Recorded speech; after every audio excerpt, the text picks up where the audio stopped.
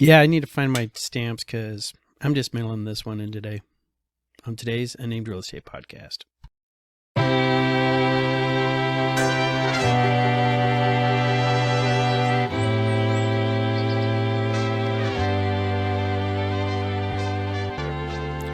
Hi there, I'm Charles Ray Dawson, Associate Broker and Residential Sales Manager of ProStar Realty. This is the Unnamed Real Estate Podcast, episode 107. So I hope everybody is doing okay and having a good day. I'm recording this on Thursday, and there was a big fire going out there in the 35th Avenue and Union Hills. You can see the smoke all across the valley. So hope nobody was driving around that particular neck of the woods, because it looks like a tire shop or something caught on fire, according to the various news apps and whatnot. So hey, let's talk about insurance all of a sudden. Not that I had that plan, it just popped in my head. But a couple things you need to remember when you have a home and you have homeowner's insurance is occasionally you want to call up your homeowner insurance agent and see if the coverage is still good. If you purchased a place maybe 20 years ago, is that policy still written there for the original amount? Or have you raised the policy rate so now it actually does cover all of the house, not just the remaining bit of your loan that you have to pay off on that if the house was to burn down? Something nobody ever thinks about. And other thing you can look into these things is when you go to another rate or anything like that, or another company, sometimes you'll get a better rate just because you moved. Here's a little free tip for you. So it's real estate in Phoenix is being real estate in Phoenix. Our numbers came in a little bit weird, and I want to talk about that. And I also got some other charts and whatnot from Tina. So, hey, let's just do this the easy way, all right? Let's start with our initial numbers for February 15th, 2023. Actives this week were 15,316, down 157. Of those, 1,924 were new listings, which is down 185 from the previous week. Contracts are at 2,441, down 193, and our closings last week were 1,275. And coming soon to an MLS near you is 602 new listings. Our Cromford report numbers that we have going is showing that our supply is at 65.2, and our demand is at 79.8.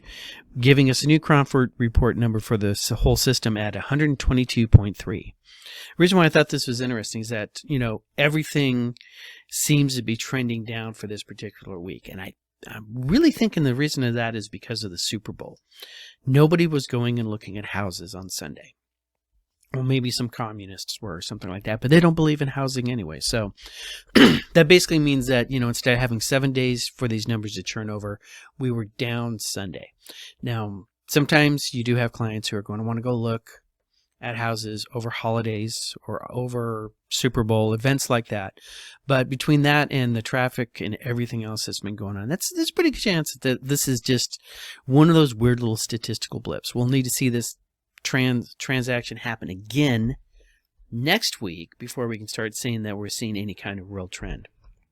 But our month-over-the-month numbers that we're looking at for the cities, all right, we see Cave Creek has now joined the sort of dropping down 4% month-over-month. They used to be at 131.6 last month. Now they're at 126.5. We still have Fountain Hills and Paradise Valley being the two at the top of the market, but still reducing from month-over-month numbers. So Chandler in the middle, gaining up to 28. They're in the number 2 slot right now. But Fountain Hills is still leading the pack. It's at 164.9, down 4% from last month, where they're at 172. Chandler, Paradise Valley, Phoenix showing 25% growth over month. They're showing at 139. And we can go down until we get into the actual balance market. Okay, so all of our sellers markets, all of our nominal per the numbers, per the way we grade these things, sellers markets, right? Starting from the top, Fountain Hills, Chandler, Paradise Valley, Phoenix, Glendale, Avondale, Tempe, Mesa, Cave Creek, Scottsdale, and Gilbert. Right? We have one city that is showing in what would be the balanced market, and that is Peoria. Meanwhile, Surprise is at a 96. So we have Peoria and Surprise. Both are in the balanced market. Peoria leaning a little bit towards the sellers, Surprise leaning a little bit towards the buyer side. And then, of course, Goodyear's, Queen Creek, Maricopa, and Buckeye all basically still in the buyer's market side of the house, although they are still all trending up. So that's where we're looking at. So when you compare that to looking at our previous chart and what's been going on over here, like I said, inventory is still going down. New listings came on, less than before. We also saw that happening previous, right? But it's this contract number right here. And I think the contract number is primarily just because of the Super Bowl. Let's see if that goes back up. Because if you look at this chart over here, and this is something that the Crumford Report put out, and I wanted to reference at this point. All right. These are listings under contract, right? So when it goes on the MLS, when you see it go pending, under contract looking for backups, under contract with the buyer's contingency, we just call them overall listings under contract, right? And you can see starting here right at the end of December, going into the beginning of January, we were trending down with the lowest number hitting about 5,400 listings total under contract, and then it started jumping back up. A little hiccup right here would have been about mid-January or so. I think that might have been a holiday weekend or something coming on. That might be that little. It's interesting when you see these numbers. You can see the holidays on there. Right, so this drop right here, looking definitely into the Christmas side of things. Nobody goes looking at houses on Christmas. Although, Christmas Eve, on the other hand, one of our new agents, one of our ProStar agents here, actually wound up showing a house for 2 hours to a couple on Christmas Eve that they really, really wanted to see. And the house closed. Guess what? Somebody just got a paycheck because he was willing to spend a couple hours working with clients. And that shows you what a little bit of hard work and dedication does for you. So, good job, Omar. So, looking back on these under contracts, demand has been picking up. Interest rates are going to start having an effect on this. And we're going to talk that in the next couple slides, right? But you can see, all right, we're back. We are now above where we were in August. We're still not back where we were beginning of the last year before the interest rates got all crazy. But this is all that pent-up demand coming back onto the market because of the lower interest rates. Now, from a pricing standpoint, let's have a look at it's funny, I did not start coughing until the camera came on. So,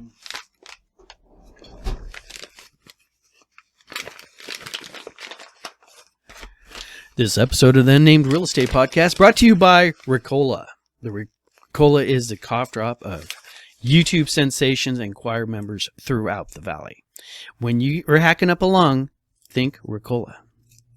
Anyways, so this chart right here, average list price per square foot. This one's really interesting because you can see where people list their property at what price points the house goes under contract, what it eventually sells for, right?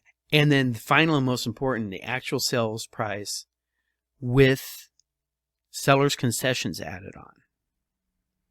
I think I got that right. We got these 4 different ones, and you can see all through August through say about mid-December, beginning of December, houses were being listed at just about the same price per square foot. There was not a lot of change going on in there. Remember, that's just the asking price. That's not necessarily something coming up and saying, that the house is going to sell for that. That's why we don't look at houses for sale when we're looking for comps. We don't want to look at the houses that are sitting there still on the market. We want to look at the ones that have most recently sold and what did they sell for. Even then, knowing that we're looking at a snapshot in time about 30 days to 45 days past. Make sense? Hope so. All right. So as we see here, I'm going to try to find a good place to put my face on this. How about down here? All right. So you have the initial active list price. That's the blue line up at the top, right? And you've seen that this particular chart is peaking out right there at about 344, 343, somewhere right about in there. And you see that it's been trending up, since mid-December.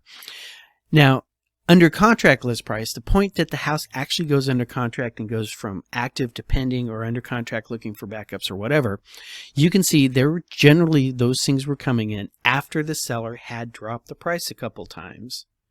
Right, to get to this point where, those are going like 305 to 300 for the longest time. And then there's been a trend line down during December, December being a really bad. And remember, when we look at Cromford numbers, our buyer's market, they keep saying there was a buyer's market, was about mid-November, right about here. So those house prices start up here, they trend down through price adjustments till they get right about here, and then they actually close. And when they actually close, then you see what the offer that the sellers actually accepted is this brownish line down here. And that's currently been closing right about the 275 mark. Now remember, these are all averages, right? So we have an Avondale to, Sunny Slope, and all these areas are all bunched into this thing together. But these are average, and this helps us look at trends, right? So you see the price start up here, go under contract here, find out that the actual closing price was down here, all right, almost a $5 difference. Wait, from there to there, that's almost $15, maybe even up to, that's almost like a $25 a square foot difference, all right?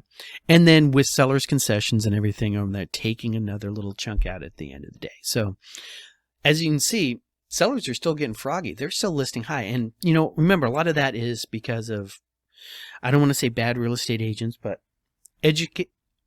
real estate agents that allow their sellers to dictate the initial price. And they get the initial price of what the seller desires. And then after a couple weeks of testing that price and no showings, or showings with really, really bad feedback that are always saying price too high, then they adjust the price down to a point where the buyers start coming in. And then even then, you see, they're coming in a little bit under what that new asking price was. So this is interesting. Let's keep an eye on this, all right? If you ever see, the under contract list price here, or the active list price, this is what we're putting on right at the beginning, okay? Start trending underneath what it's actually selling for. That's when you really start seeing that buyer's market that we're in.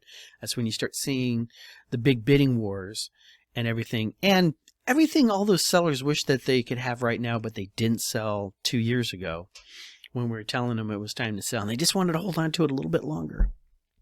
Yeah, how'd that work out for you, Skippy? Anyways, so that's what we're looking at when we look at the numbers, right? Interest rates have gone up to about, they're in the 6s right now, low 6s. The 5s have disappeared. I haven't seen anybody tell me a reason why we suddenly had that little bump up or anything. I'm not seeing anything in the news, and this might just be one of that ebb and flow of the market kind of thing. Remember, you can still buy these rates down. Sellers are still offering sellers concessions. All right, you can use that to buy down your rate, either in the short term, like a 2-1 buy down, or as a longer term, just pay points and buy the rate down. That's always still an option. Sellers they know that's going to happen now, so don't be afraid to ask. Don't be afraid to ask big. Go for the full 3.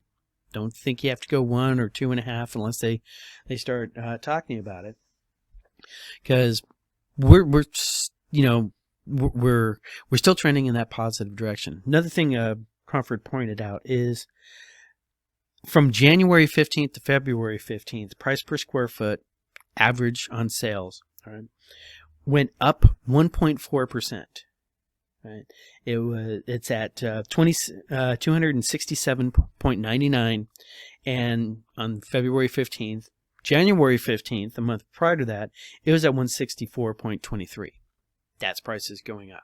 Not a lot. Okay, remember, when you're doing long-term calculations, 2%, 2.5% appreciation is what they teach in the school to calculate out. Right, so 1.4, that's a pretty big jump. Now, Cromford Report called this straight out and says, well, that was a bigger jump than we expected.